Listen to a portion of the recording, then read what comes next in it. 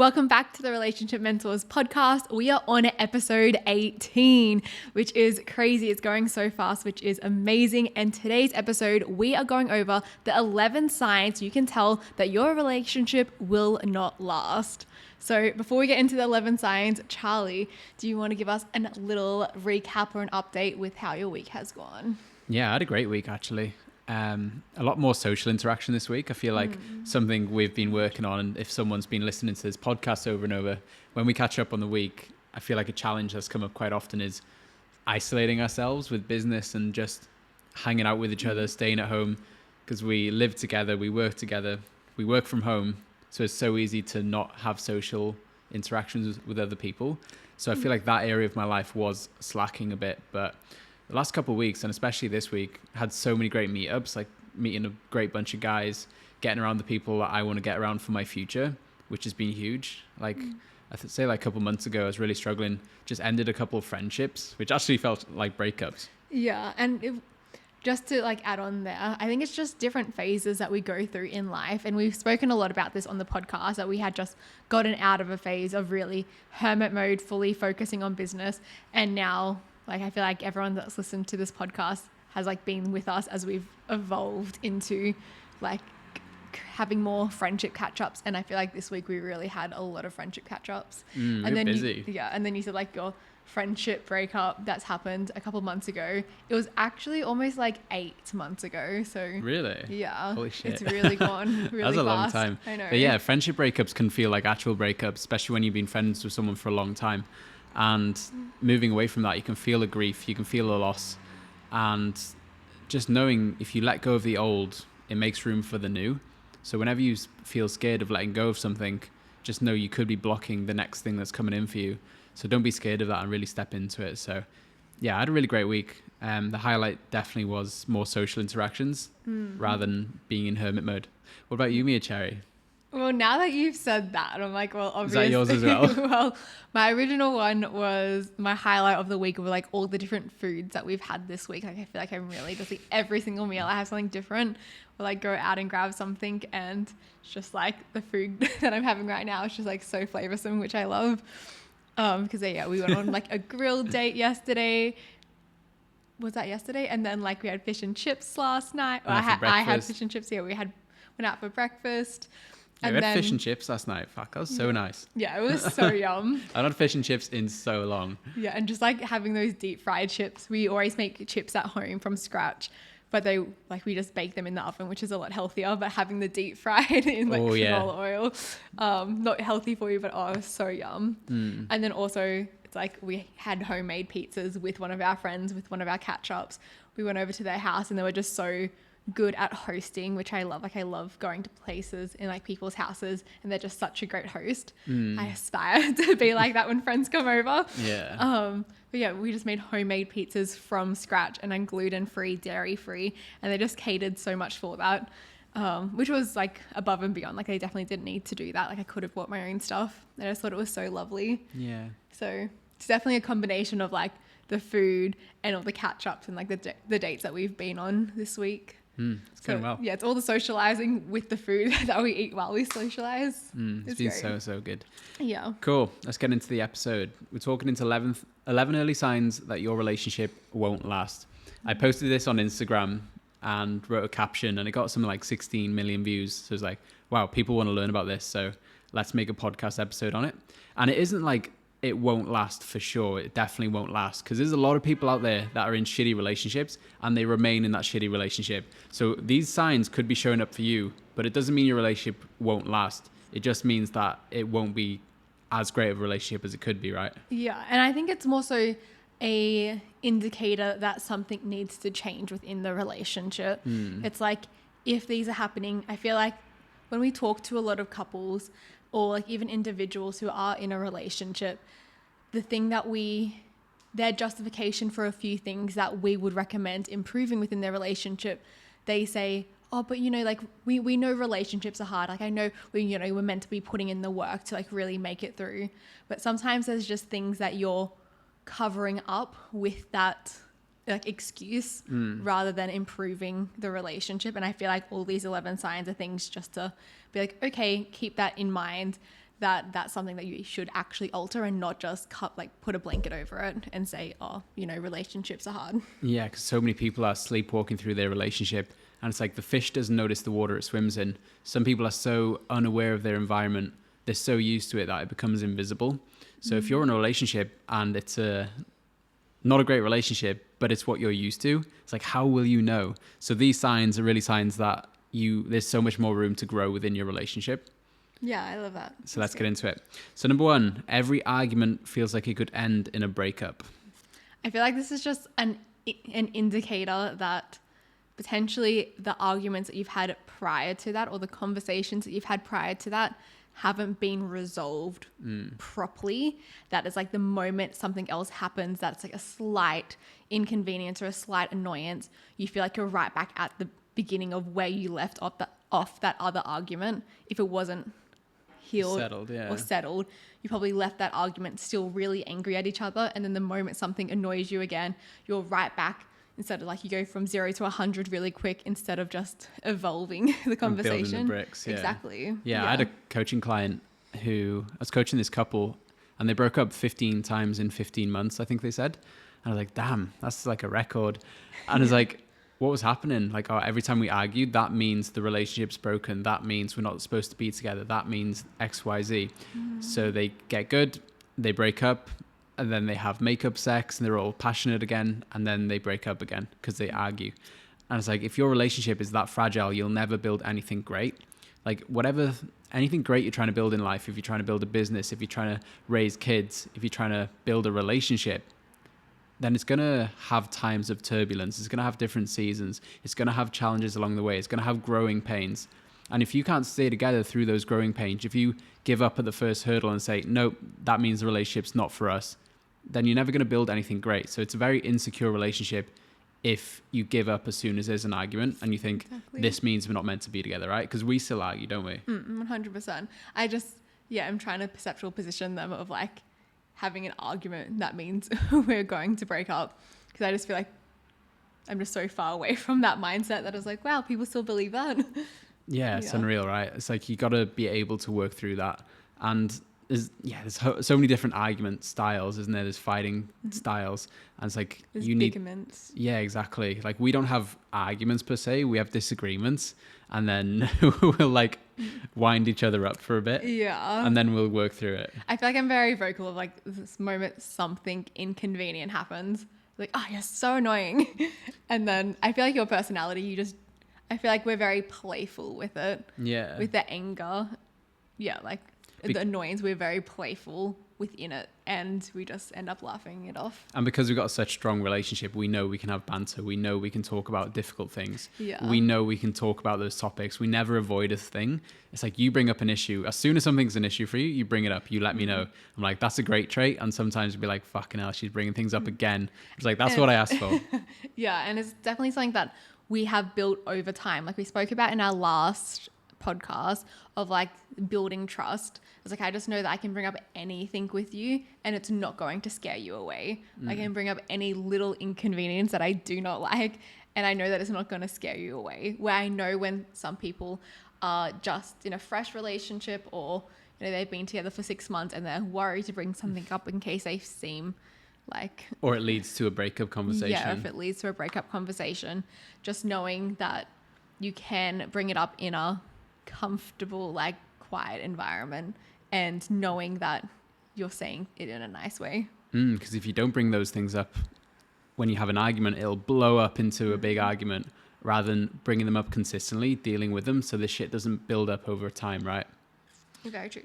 Amazing. Number 2, you're changing the very core of who you are to make it work. You said something great the other day. You're like, I know I'm in a great relationship because I'm exactly the same when Charlie's in the house to when Charlie's not in the house. So I'd love you to expand on that. Yeah. I don't really want to say exactly what I said last time, but what I have said a few times on the podcast is, it's like when you're by yourself in the house, like I remember there used to be so many memes or like reels and funny skits of it, of like, like when you're home alone and you're dancing and you're singing and you're like using all your girlfriend's products when she leaves, or things like that, like just silly things like that. But it's like you feel fully comfortable when no one else is in the house and no one's seeing what you're doing. But then I've realized I was like, whether Charlie is here or not here, I do the exact same stuff. And I feel like that for me was a whole nother level of comfort and vulnerability in a way. Yeah. But that's something that just like evolved over time. And so when we get to back to this question of saying changing the very core on who you are, I feel like it's just such an interesting one to unpack. Like there's two different angles that I see. What are the two different angles? Two different angles is something that we also spoke about in the last podcast, was like for my previous relationships, I used to not be my true authentic self and thought I had to be this perfect person and that the other person wanted me to be. Not that they ever said that. So I was changing the core on who I was to make them happy, yet they never wanted that to It's just what you think the other person wants. It's just like my own insecurities. Felt like I myself wasn't good enough to be the complete vulnerable self that I wanted to be or could be, because I was like, I have to be this perfect person. So I was changing the core on who I was to show up in that relationship when that was a me doing. Does that make sense? Yeah, most of these points are not your partner to blame. Like so many people blame their partner for their actions, for them and what they do, and they never do this and they always do this. It's like most of the shit is what you're doing. Like you can step up in your relationship.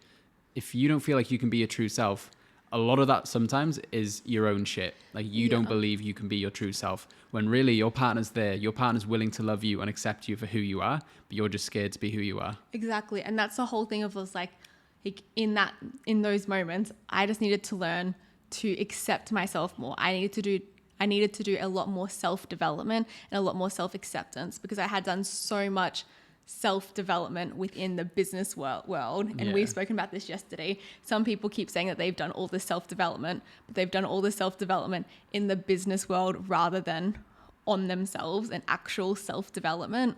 And when I look back at how I showed up in my previous relationships and how I see other people show up in their relationship, it's like you really just need to become more self-aware and more self-accepting and actually do the self-work to evolve. And relationships are a great place for that. Exactly. And it takes courage as well. Like showing up as your true self takes courage, and it's only through that you love yourself and you realize that your partner loves you through all of it as well. But if you never show your partner the darkest sides of you, the sides that you deem ugly or insecure or unattractive, then your partner will never get the opportunity to love you through that. And in doing so, you never get the opportunity to love yourself through that.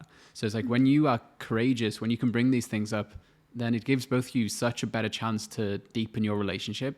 Exactly. And then I said there was two options that I thought that would go down here. So that was one. And the second one was, it's like what we really talk about within our courses as well and with our clients, is that it's super important that you get clear on what you're wanting out of a relationship and what your boundaries are within a relationship. So that is very individual to you. And then we encourage you guys to have that conversation together and express like what your expectations are within a relationship, what you're wanting out of a relationship, what your values are, and what your boundaries are within the relationship.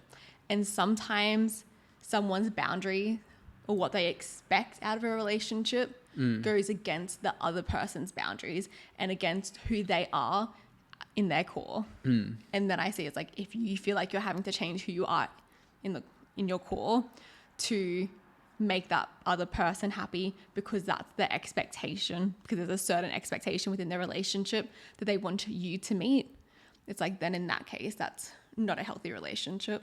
And boundaries is a whole nother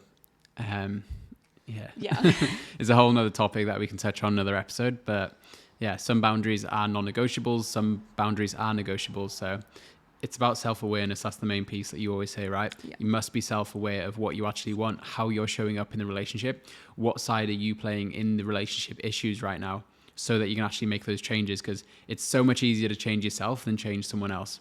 And then through changing yourself, chances are the relationship will also change. Yeah, I love that. Number 3, you feel like you're constantly sacrificing your feelings to please them. I feel like this bleeds into the last point as well. Yeah. Like you have things on your mind, you have needs, but you don't want to bring them up because you're scared. It could lead to a breakup conversation, or you could look crazy, or you won't be validated, or you'll get rejected if you express your needs. So you just keep them inside and you never actually express your feelings, express your needs. And if you do that over a long enough period of time, you'll move so far away from who you actually are and what you want out of this relationship that you become numb. It drives a wedge in between you and your partner until eventually you've created so much distance that the relationship's so hard to recover. Exactly. It was like everything you said there was 100%. The only thing I would add as well is sometimes when someone feels a certain way, they actually haven't learned how to communicate that on how they're feeling. It's like sometimes people only are aware of like a couple feelings of like, I'm happy, I'm sad, I'm angry, I'm anxious. It's like they only have these super high chunk. Like they only have a few words of their vocabulary to express how they're feeling, but they don't actually know how to fully express and emphasize exactly how they're feeling and what happened to make them feel that way or what triggered that emotion within them. Yeah, emotions is the language of its own. Yeah. There's like 34,000 emotions. I'm not sure who counted that, but it's a lot of emotions. Most people only know like 5 to 7 emotions to describe their reality. Whereas if you learn the language of emotions, you can go way deeper and you can describe your emotions a lot better. You can talk to your partner about it. You can express yourself better. You can better identify how you're feeling. It's like your brain's in 2 hemispheres, and the right brain is very feeling and creative and flow, whereas your left brain is way more logical and systems thinking. The feelings will come up in your right brain, and then if you label the feeling with your left brain, and then you'll create more connections in your brain. And this is how emotional intelligence is created and developed, through emotions coming up and being able to name it, to tame it, like calm yourself down with the emotion, reassuring yourself you won't die, and then doing that like a number of times, you'll actually get way more emotionally intelligent, and you'll be able to express yourself to your partner way better and actually get your needs met, rather than just being airy fairy and being like, I just want you to hold space for me, I just want you to do this, like these airy fairy quotes. Yeah, I just want to be happy. Yeah, it's like, what the fuck does that mean? Yeah, it's like, yeah, exactly. Number 4, you no longer feel the need to impress each other. Do you feel the need to impress me? I do, yeah, for sure. Amazing. It's just like, I think it's such an important thing to always genuinely care for your partner, but also care for how you're showing up in the relationship. Because something that we see so often is just complacency within a relationship, that you've been together for like 6 months, a year, 2 years, 5 years, 7 years, and you're just like, yep, it's just like that person's not going anywhere. So you stop putting in effort. You stop treating them as nice as you would have treated them at the beginning of the relationship, or as you would a friend. You don't start dressing up for them or putting yourself together, or just like hygiene stuff when you're Basic around things, them. Yeah, just like basic things that you would do if a friend came over. If you're, yeah, it's just like, not like you have to be like that all the time, but it's like, it's important to put yourself together and show up for your relationship and still impress your partner. Actually give a shit about what you look like and stuff.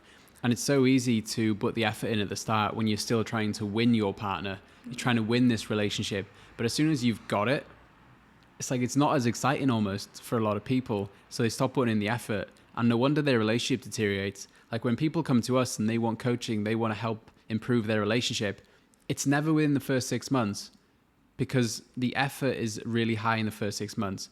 It's 2 years in, it's 3 years in, 10 years in sometimes. When shit's built up over the years and years and years, they've become complacent. They've treated their partner like a commodity for so long that they've stopped putting in the effort. And that's where the issues really compound and they need help. But it's like, if you did what you did in the start, there wouldn't be an end. So if you carried on with the same effort as you did in the start, then your relationship will keep improving rather than building up all this shit from the past, right? I love that. If you did what you did at the start, there wouldn't be an end. You like that? Yeah, that's cool. Put that on a t-shirt. Next one. You always choose your words carefully to hide what you truly feel and to not upset them. Yeah, so again, I feel like this is a 2-box thing. It's like, I think on one side it could be that you're so worried about how they will take it, even that they've never reacted to anything that you've said before.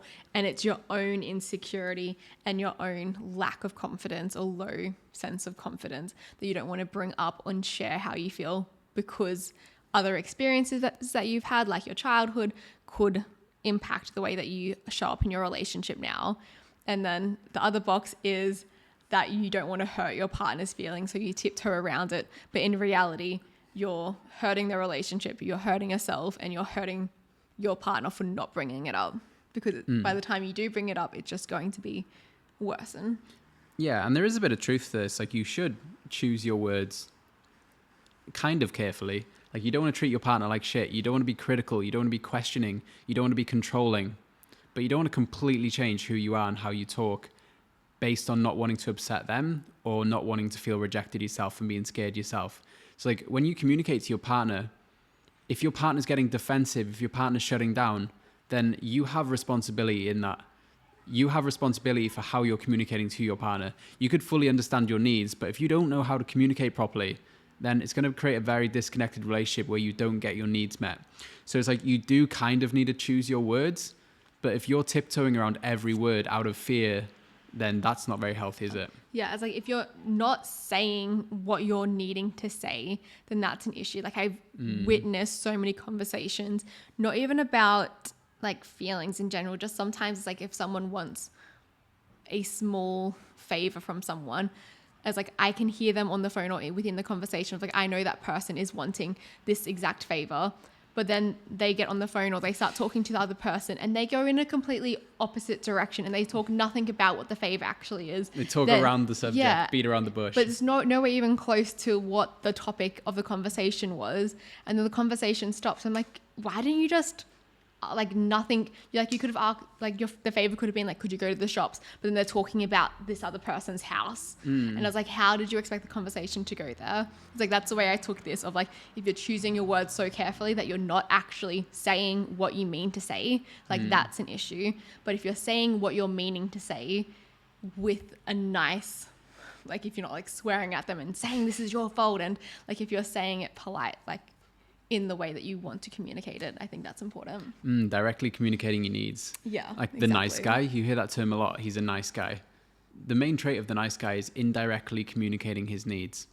So he'll say it in this manipulative, round the corner, indirect way where he'll try and get you to a certain outcome that he wants without actually telling you what he wants, because he's so scared of being rejected. So he indirectly communicates his needs. He'll never say it directly because he's scared. And this shows up so much. So it's like, directly say and be courageous about what you want, rather than hiding your feelings and talking about other shit and like out of fear of being rejected, right? Exactly. And it's such a like, it's less effort for you and it's less effort for the other person, because the other person isn't having to read between the lines because you're not confident enough to express how you're feeling.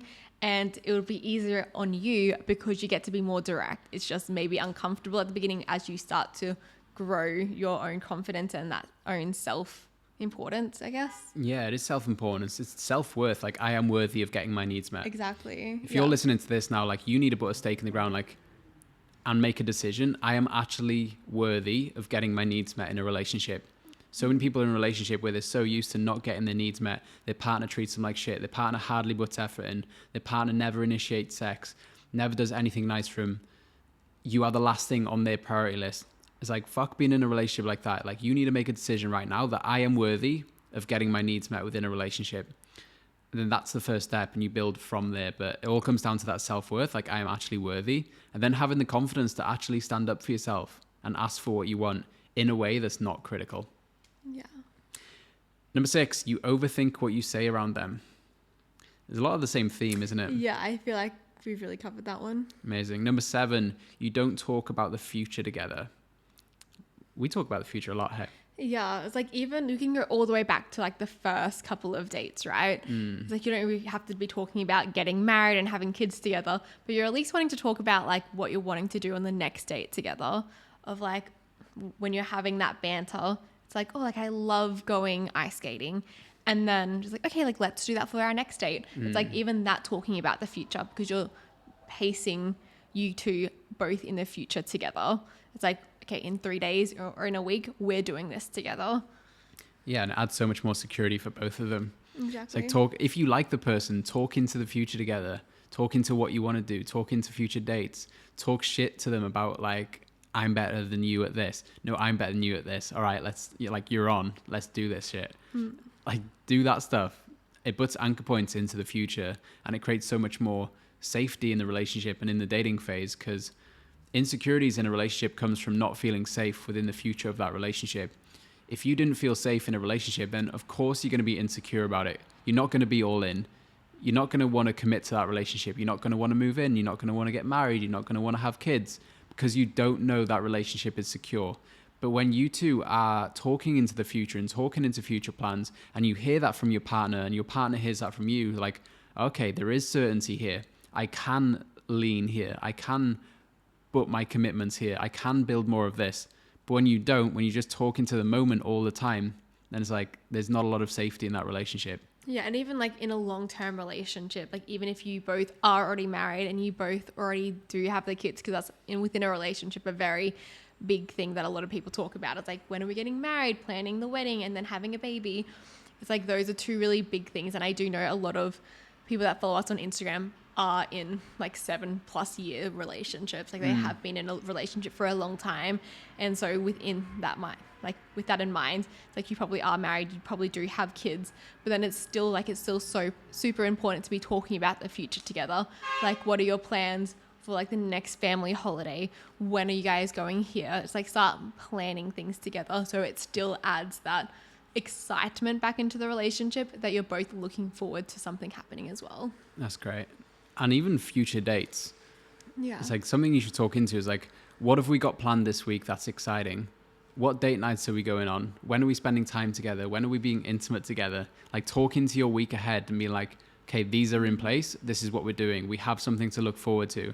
Because life can feel really meaningless if you're just living day by day and you're not excited about something. Like, you need something to be excited for. So put things in the future where, even if it's just going for a walk together on Wednesday evening, just like, this is happening on Wednesday. Oh, like I can look forward to that a bit, rather than just having nothing to look forward to. Life can feel real boring. Exactly. And I think it's like two ways on what you just said there. It's like, it's super important for you individually to have something exciting to look forward to make your life exciting. So it's like, I know with some guys, it's like going on a golf trip, or for some ladies, it's like having a girls' night out. However, it's super important that also you're having that exciting thing within the relationship together that you're looking forward to, because that also creates a stronger bond. Yeah. Number 8, your fantasy of what your ideal partner looks like doesn't match the reality. Damn. You go into this one. So you can look at comparison, different relationships. Like, you're seeing people outside of yourself. Like, that's the relationship I want. That's the type of partner I want. And then you look at your partner. It's like, that's not it. He's not him. She's not her. Then you're constantly comparing your partner to this ideal version of someone else, but you have no idea what's going on in that relationship or for that person. So it's like, you'll never be truly happy until you make your partner the one, and you choose to love them. You choose to see the good side. You choose to grow that relationship rather than jumping from thing to thing. Because so many people exit relationships because they think another relationship looks better, and that's what I should be aiming for, that type of partner. And you never know the depth of someone else's relationships. Like they say it all the time. It's like the relationships that you see on Instagram aren't always what you see. Like, there's so much more happening in the background. But yes, there's so much more happening in the background, yet it can be fantastic stuff. And with other couples, it may not be fantastic stuff. However, it's so important. There's like, no one knows your relationship as well as you do, and you don't know anyone else's relationship as well as they do. I was speaking to a client yesterday, and their relationship looks incredible on social media, like the perfect relationship. But then behind closed doors, you have no idea what's going on. There's a lot of like insecurity in that relationship, and they're looking at separating, and they are not in love anymore. And it's like, you have no idea what's going on behind these perfect relationships on social media. So never compare yourself to someone's highlight reels on social media, especially in their relationship, because it can make your relationship look like shit. Because you see your partner at the worst sometimes. It's like, choosing to love them for those boring, mundane things is how you create a depth of connection, rather than looking at someone else and seeing their highlight reels. Yeah, being exactly. like, fuck, but my relationship isn't that. Love it. Next up, number 9, they don't value what you have to say. Ouch. This is hard. It was like, they don't value, I thought it was going to be like, they don't value you. But if they don't value what you have to say, it's like they don't value what you have to offer. So it's like, we communicate in multiple different ways. We don't just communicate in verbal, we also communicate in body language and just energy, things like that. But it's like one way is verbal communication, and that's the way that you clearly express what your boundaries are, what your expectations are within the relationship, what your expectations are within life. And if someone's not taking that seriously, it's like, how do you expect them to take the relationship seriously? Or it's like, if you're planning on having a marriage together or having kids together, it's like, if they don't value what you're saying, it's like, how do you expect to raise children? Appreciation is such a big skill within a relationship, and it's such a pillar within a relationship. You want to feel appreciated in a relationship. Your partner wants to feel appreciated. You want to feel like you're doing a good job. Your partner wants to feel like they're doing a good job. So appreciating what they do is so, so important. So many relationships become toxic when they focus on what the other partner does wrong. They become enemies. They have negative intent. So whenever something happens, you assume the negative. But a great relationship, you must assume the positive, and you must appreciate them, and you must be teammates, and you must be on each other's side through thick and thin, through all the hardships like we mentioned before.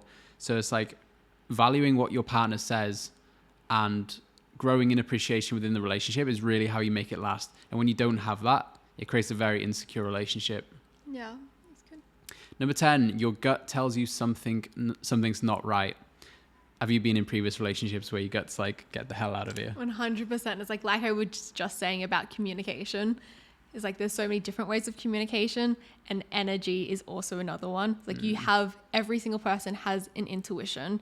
It's like, it's just important that you recognize it and know how to listen to it. And your gut instincts normally is a good sign that that's your intuition talking. And so it's like, it's so important to listen to your intuition and step forward into there. Does that make sense? It's like, if you feel like your partner is cheating on you. Yeah, I was going to say like infidelity is happening within the relationship. You don't just go up to accuse them, it's like, you're doing this. It's like, definitely not that. It's just taking the next step of like, okay, this is how I feel. I'm going to start that conversation with my partner.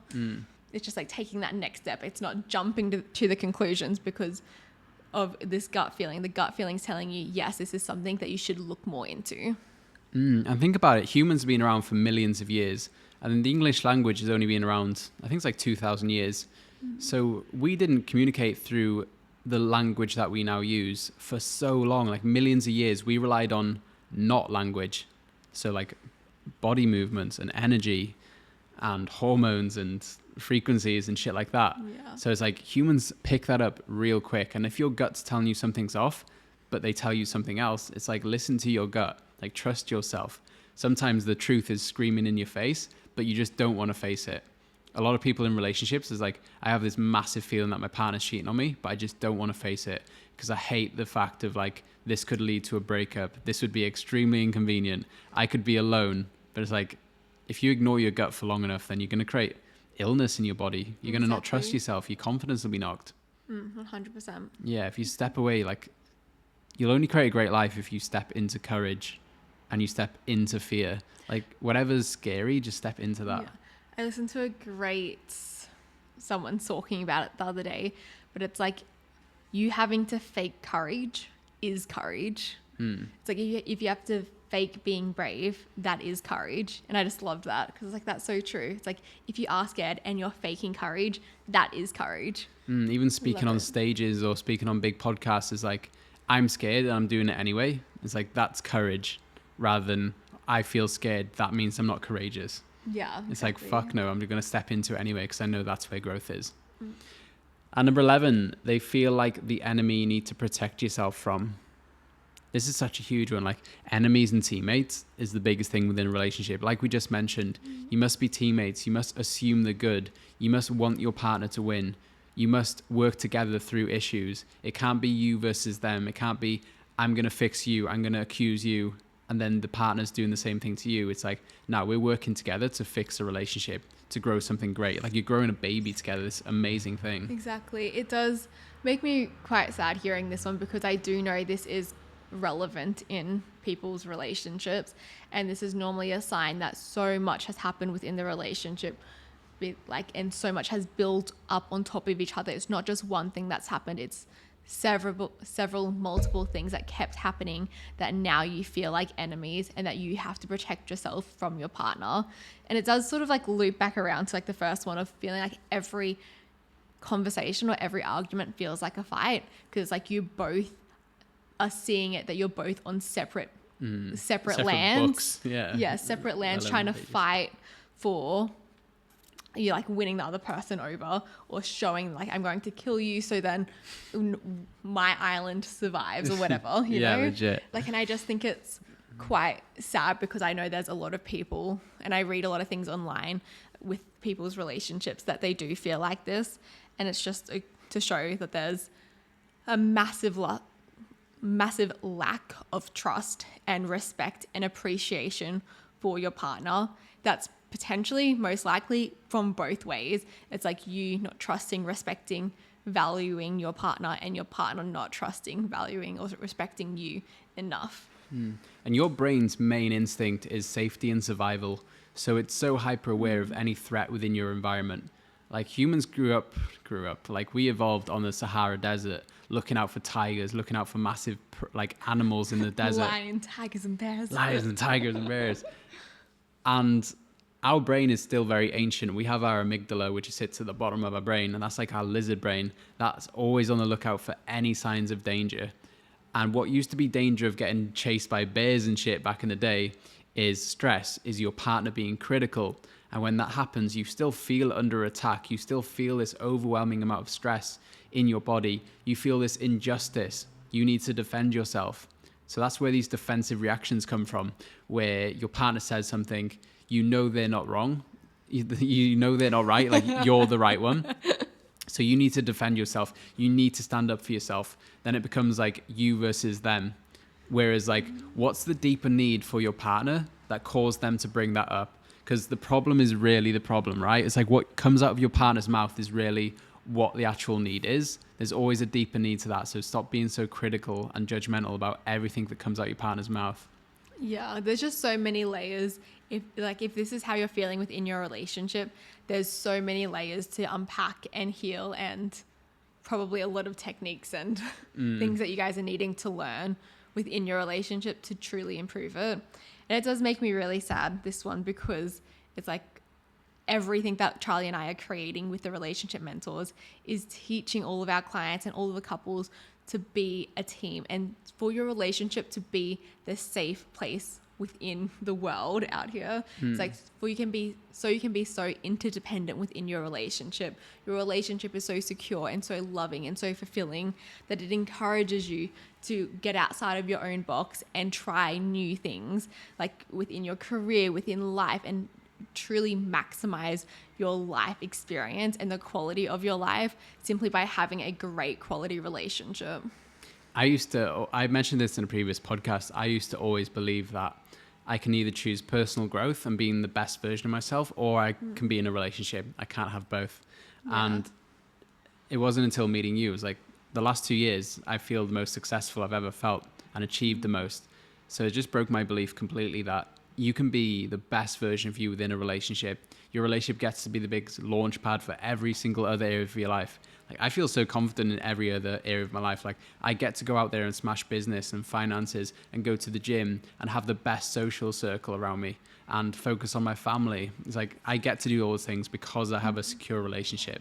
Yeah, and it's like from my angle, it's like since we have such a secure relationship and just how safe I feel within our relationship, it's actually made me realize that all these coping mechanisms or things that I had as a safety barrier of like being really successful and having like making all of my own money and just being such like this boss bitch, like all of my goals career wise, a lot of them were just a safety net for me because I didn't feel safe if I had to rely on a man. Yeah, had to rely on a man or just felt so vulnerable and within a relationship. Like right now I don't feel vulnerable because I feel so safe within the relationship.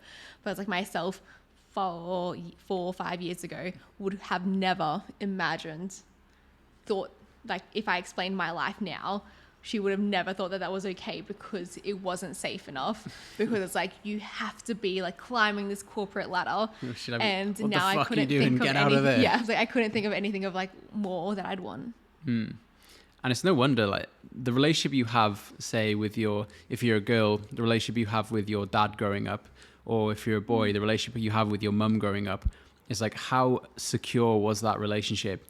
Did your mum constantly look over you, and you had to, you had to always get reassurance from your mum. You had to always be there and earn the respect of your mum and earn the respect of your dad, and you had to work to be loved. It's like, in order to feel loved, I have to do these things. And then people become overgivers within their relationship, where their self-worth is tied to what I can do to other people, what I can do for other people, rather than I'm already loved, and operate from that place. Exactly. I really love that. Amazing. So that is the end of that one. 11 points on... really keep an eye out in your relationship. Be like, can we improve our relationship? Are these signs showing up? Do we need to work on these relationship bits? And if you are wanting help to improve your relationship, we'll pop a link below where you can book in a call and talk really into your unique situation. See like what's going on for you, if you want an expert's outside opinion on your situation to really help you move past that. And also I'll pop a link to a free training below where it'll really teach you how to go from triggered to trusting within your relationship. This is a podcast we release every single Monday, so tune in every Monday, share this podcast with your partner, and we can't wait to see you guys next week.